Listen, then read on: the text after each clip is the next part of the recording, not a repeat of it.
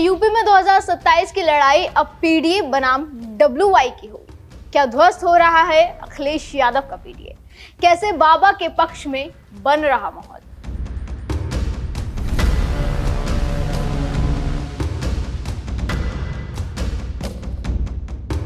अगर अराजकता पैदा करने का और उपद्रव पैदा करने का कुत्सित प्रयास किया तो मान करके चलिए कि ये रास्ता उनका सीधे नरक में जाने का होगा, सीधे नरक में।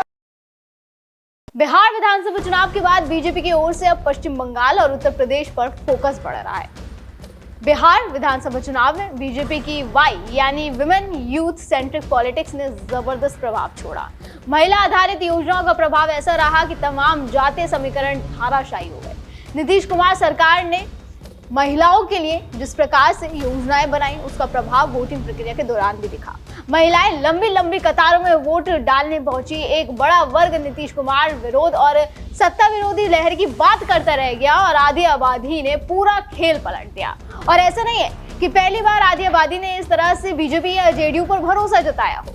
अधिकतर सर्वे यही कहते हैं कि महिलाओं के सबसे पसंदीदा नेता नीतीश कुमार और पीएम मोदी ही रहे हैं। यही वजह है कि बिहार के अलावा चाहे वो हरियाणा विधानसभा चुनाव हो, दिल्ली विधानसभा चुनाव हो, सभी चुनावों में महिलाओं ने बढ़ चढ़कर हिस्सा लिया और वहां बीजेपी ने जीत भी दर्ज करी। बिहार में तो इस बार वोटिंग का रिकॉर्ड भी टूटा है। इस बार कुल मतदान प्रतिशत 66 के करीब रहा, जो पिछले के चुनावों में कभी नहीं रहा। यही राज्य में एनडीए को प्रचंड जीत की तरफ भी लेकर गया। महिलाओं की भागीदारी की बात करें तो महिलाओं की हिस्सेदारी लगभग 72% रही, जबकि पुरुषों का मतदान लगभग 63% रहा। जैसे कि मैंने अभी कहा कि ये पहली बार नहीं है कि महिलाओं ने पुरुषों को पीछे छोड़ा हो, लेकिन इस बार अंतर बहुत बड़ा था। बिहार का रण जीतने के बाद अब बीजेपी का पूरा फोकस बंगाल और यूपी की तरफ आ गया है। लिहाजा उत्तर प्रदेश के मुख्यमंत्री योगी आदित्यनाथ इस समीकरण को आधार बनाकर चुनावी साल में आगे बढ़ती दिख रही है। सरकार की तरफ से कई ऐसे कदम उठाए जा सकते हैं जो बाबा को जीत की हैट्रिक की ओर लेकर जाएंगे, जिसमें से एक इस साल का बजट हो सकता है। यूपी में इस साल का बजट चुनावी बजट हो सकता है। इसमें सीधे तौर पर महिलाओं और युवाओं को फोकस में रखा जाएगा।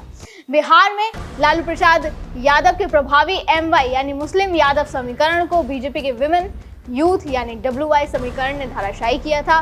कुछ इसी प्रकार का सामाजिक समीकरण समाजवादी पार्टी अध्यक्ष अखिलेश यादव बनाते दिख रहे हैं। पिछड़ा दलित अल्पसंख्यक यानी पीडीए पॉलिटिक्स के जरिए प्रदेश की राजनीतिक दिशा को बदलने की कोशिश चल रही है। लोकसभा चुनाव में पीडीए पॉलिटिक्स कामयाब रही थी। यही वजह है कि अखिलेश यादव को लग रहा है कि उनकी रणनीति इस बार भी कारगर साबित होगी।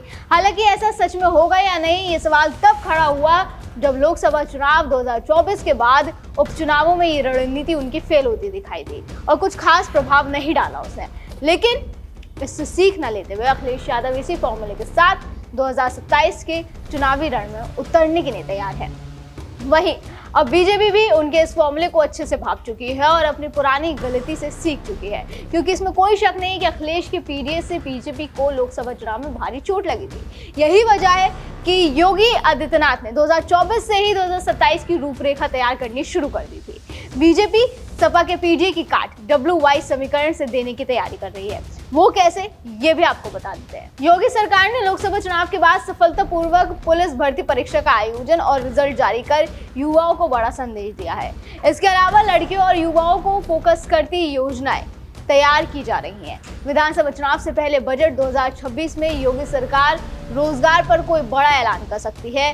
नौकरियों को लेकर पहले से ही योगी सरकार की ओर से घोषणाएं सामने आ रही हैं। विभिन्न विभागों की रिक्तियों को खंगाला जा रहा है। योगी सरकार पहले ही नौकरी देने में किसी भी सिफारिश या रिश्वतखोरी जैसे मामले में अब तक नहीं घिरी है। ऐसे में युवाओं का भरोसा जीतने का ये बड़ा माध्यम हो सकता है। वहीं महिलाओं की बात करें तो महिलाओं को साथ देने की रणनीति के तहत बीजेपी सरकार बिहार की तरह महिलाओं के हित में कोई बड़ी योजना लॉन्च कर सकती है।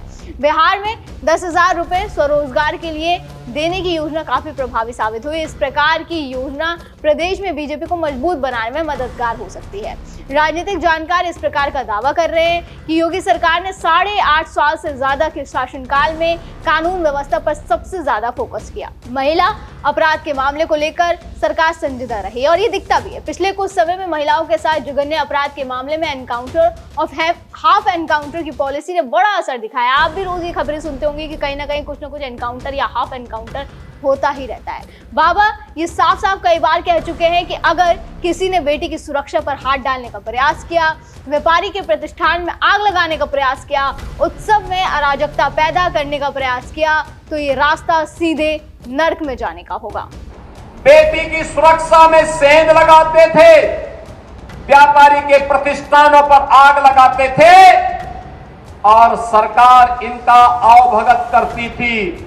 वह समय अब चला गया है। अब ये डबल इंजन की सरकार है।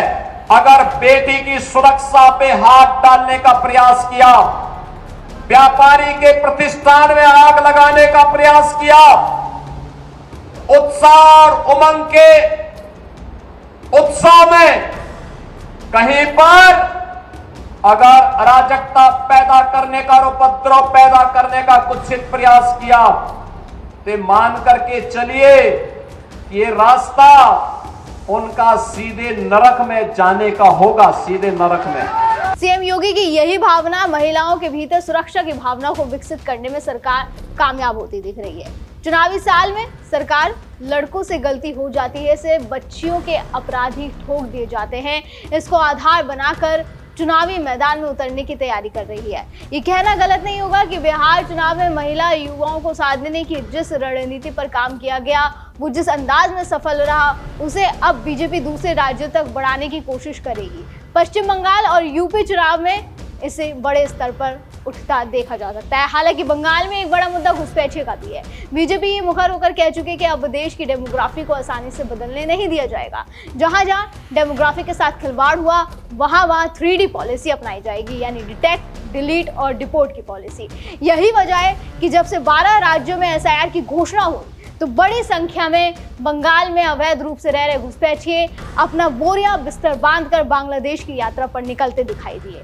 बहरहाल देखना होगा कि क्या बंगाल और यूपी में भी बीजेपी इस बार की तरह कुछ धमाल करने में कामयाब होगी। क्या विमेन यूथ इस बार खेला करने वाले हैं? दर्शकों, आपको क्या लगता है हमें कमेंट सेक्शन में जरूर बताएं। फिलहाल आज की वीडियो में बस इतना ही, फिर होगी मुलाकात। आप देखते रहिए DNP इंडिया, हर खबर भरोसे के साथ।